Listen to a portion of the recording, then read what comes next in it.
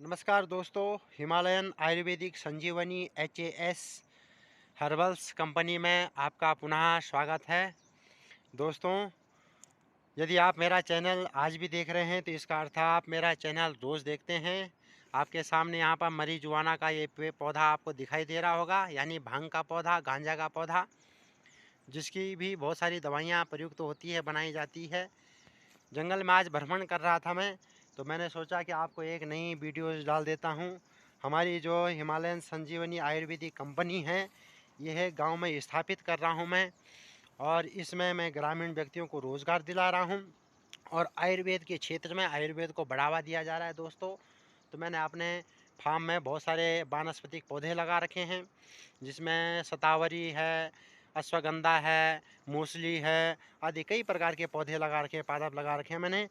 जो भी आयुर्वेदिक कंपनीज़ हैं या आयुर्वेदिक वैद्य हैं या आयुर्वेदिक फार्मेसी वाले हैं, किसी भी व्यक्ति को अगर कोई भी आयुर्वेदिक पौधा जिसका रूट या जड़, तना, कंद, मूल, फल चाहिए होगा तो ज़रूर मुझसे संपर्क करें। मेरे इस ब्लॉग में संपर्क करें या हमारे हिमालयन आयुर्वेदिक संजीवनी कंपनी में संपर्क करें। आपको कॉन्टैक्ट नंबर भी भेज देंगे दोस्तों। तो चलिए आज सबसे पहले मैं आपको एक श्लोक सुनाता हूँ स्वस्थ शरीर के लिए, कि कहते हैं ना, स्वस्थे शरीरे स्वस्थम मनः। अगर यदि हमारा स्वस्थ शरीर होगा तो हमारा मन भी स्वस्थ रहेगा, और स्वस्थ शरीर या अस्वस्थ रहेगा तो पूरा तन मन धन कुछ भी किया जाए पूरा अस्वस्थ रहेगा, यानी सुस्तपन रहेगा, कमजोरी रहेगी। तो उसको दूर करने के लिए हमें अपना शरीर को आरोग्य बनाना चाहिए, निरोग्य बनाना चाहिए, आरोग्यवान होना चाहिए हमें। क्योंकि कह रखा है ना वेद में, शतायुर्भवा, 100 साल तक जियो। शतम जीवेम शरदः शतम, पश्येम शरदः शतम, शृणुयाम शरदः शतम। कह रखा है ऐसा कि 100 साल तक हम भगवान का धर्म का आचरण करते हुए जिए, स्वस्थ रहें, निरोग रहें। और कहा भी गया है कि प्रथम सुख निरोगी काया। तो इसी उपलक्ष्य में मैं आपके लिए आज एक नई खोज ला रखा हूँ। नई खोज है, आज चलते हम सिलफड़ा की ओर। तो दोस्तों, ये जो सिलफड़ा है, हमारी गढ़वाली भाषा में इसको सिलफड़ा कहते हैं, और हिंदी भाषा में इसको पाषाण भेद कहते हैं या पत्थर चूर कहते हैं। संस्कृत में इसको पाषाण भेद भी कहते हैं, पाषाण भेदी कहते हैं, अस्म भेद कहते हैं या गिरि भेद कहते हैं इसे संस्कृत में। और अंग्रेजी का नाम इसका है वर्जीनिया, वर्जीनिया सिलिएटा। वो वानस्पतिक नाम है इसका, वैज्ञानिक नाम है। और अंग्रेजी में इसको एलिफेंट ईयर्स कहते हैं। मतलब एलिफेंट ईयर्स का अर्थ होता है हाथी के जैसे कान होते हैं जिसके, उसे कहते हैं एलिफेंट ईयर। तो पाषाण भेद का मैं आपको बता दूं, ये कई प्रकार की प्रजातियां हैं। वैद्य शास्त्र में भी जो चरक संहिता है, सुश्रुत संहिता है, इन संहिताओं में भी, ये जो भाव प्रकाश है, इन संहिताओं में भी इसका वर्णन मिलता है। तो ये पाषाण भेद आदि कई प्रकार के औषधीय तत्व पाए जाते हैं। जैसे पत्थर चट्टा भी बोलते हैं इसे। तो पत्थर चट्टा प्लेन्स के क्षेत्र में होता है, जो हल्का सा खट्टा खट्टा पदार्थ होता है, और उसका पत्ता जमीन में लगाओ तो लग जाता है। यहाँ क्या है, ये सामने आपको दिखाई दे रहा होगा, तो दूर से आपको जूम करके दिखाता हूँ दोस्तों मैं। ये सामने आपको जो दिखाई दे रहा है, ये पत्थर चट्टा है। ये देखो, ये बड़े बड़े पत्ते आपको दिखाई दे रहे होंगे, तो यही पत्थर चट्टा है। इसी को बोलते हैं पत्थर चूर या सिलफड़ा हमारी गढ़वाली की भाषा में। पाषाण भेद इसी को कहते हैं, असमरी इसी को कहते हैं दोस्तों। तो यह पत्थर इसलिए कहते हैं इसको सिलफड़ा, सिल यानी पत्थर, अब फड़ा माने पत्थर को फाड़ने वाला। तो इसी उपलक्ष्य में हमारे जो आयुर्वेदिक ऋषि मुनि थे, उन्होंने सोचा कि जब ये पत्थर को फाड़ सकता है तो यानी हमारी पथरी को भी यह फाड़ सकता है। तो सबसे ज़्यादा इसका जो उपचार किया जाता है, वो पथरी को फाड़ने में इसका उपचार प्रयोग किया जाता है दोस्तों। ये देखो, यह सामने भी आपको बड़े बड़े जो पत्ते दिखाई दे रहे हैं, यही एलिफेंट ईयर्स हैं, यानी हाथी के कान के बराबर गोल आकार में होते हैं दोस्तों। तो आप इसका, चलिए मैं आपको परिचय करा देता हूँ। यह शीतोष्ण कटिबंधीय क्षेत्रों में यह पादप पाया जाता है दोस्तों, और हिमालय क्षेत्र में 2000 से 7000 मीटर तक की ऊंचाई में यह पौधे उत्पन्न होते हैं। छायादार होते हैं, मतलब जहाँ छाया पड़ती है, ज़्यादा नमी होती है, आर्द्र क्षेत्र में ये ज़्यादा होते हैं, शुष्क क्षेत्र में नहीं। और पर्वतीय क्षेत्र में विशेषकर पत्थरों के बीच में से फट के निकलते हैं ये, और सघन वन के बीच में होते हैं, पत्थरों के बीच से उत्पन्न होते हैं। और अष्टांग हृदय में अत्यधिक इसका उल्लेख मिलता है। जो हमारी चरक, सुश्रुत संहिता आदि हैं, इसमें जो अष्टांग वर्णन किया गया है उसमें इसका, यानी पत्थर सिलफड़ा का, यानी पाषाण भेद का बहुत अधिक उल्लेख मिलता है, वर्णन मिलता है दोस्तों। इसका जो कांड होता है वो लघु होता है, छोटा, वर्तुलाकार, यानी गोल गोल इसके देख रहे होंगे आप, दंतुरित जैसे इसके पत्ते होते हैं दोस्तों। और पत्ते 20 सेंटीमीटर या 30 सेंटीमीटर तक बड़े हो सकते हैं गोलाई में लिए हुए। और हल्के हल्के इसमें रोए होते हैं, रोए यानी बाल लगे होते हैं। तो मैं अभी आपको एक तोड़ के दिखाता हूँ एक पत्ता, उसमें आपको रोए भी दिखाता हूँ मैं। वैसे कोशिश करूँगा, बहुत खतरनाक पहाड़ है, गिरेंगे तो गिरेंगे। तो आज के दोस्तों न्यूज़ चैनल में मैं फिर पुनः आपके समक्ष हूँ। मैं आचार्य सनोज सेमवाल गुरुजी, और गढ़वाल क्षेत्र में हमारा ये हर्बल से कंपनी प्रोडक्ट प्रारंभ कर रही है बहुत समय से। तो इसको मार्केटिंग में भी बेचा जा रहा है हमारे द्वारा।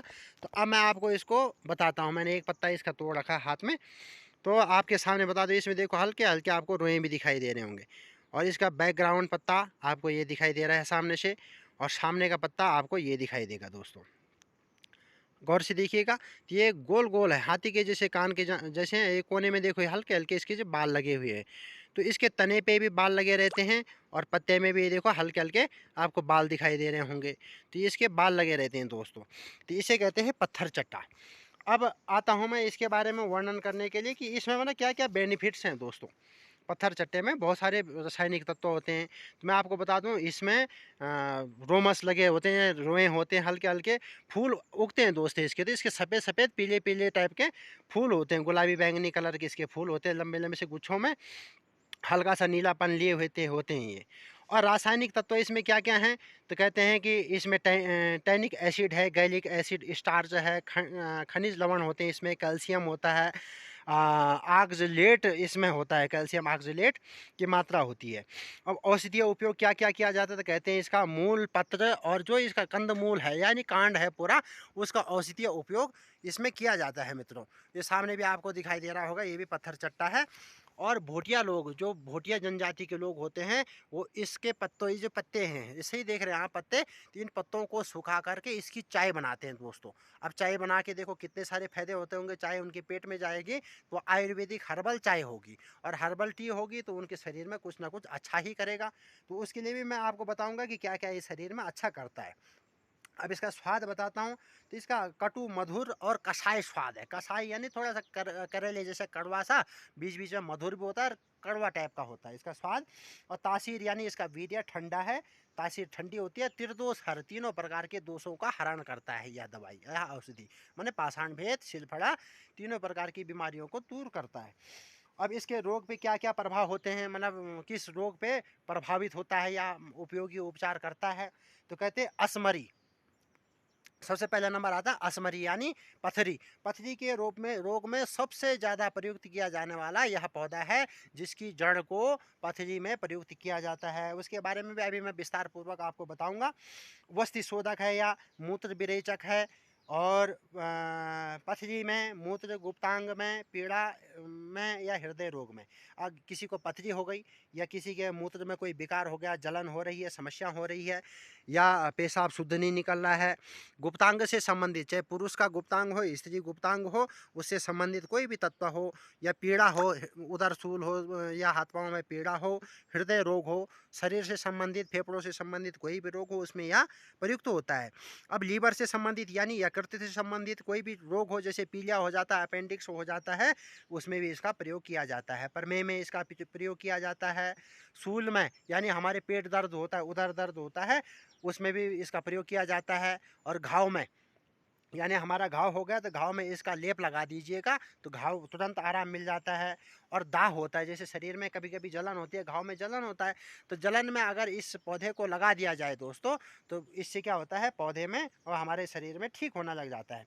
अतिसार यानी पेट खराब होना, यदि हमारा पेट खराब हो गया तो 2-3 मात्रा में इसको सुबह शाम दोपहर पिला दो, पेट ठीक हो जाता है।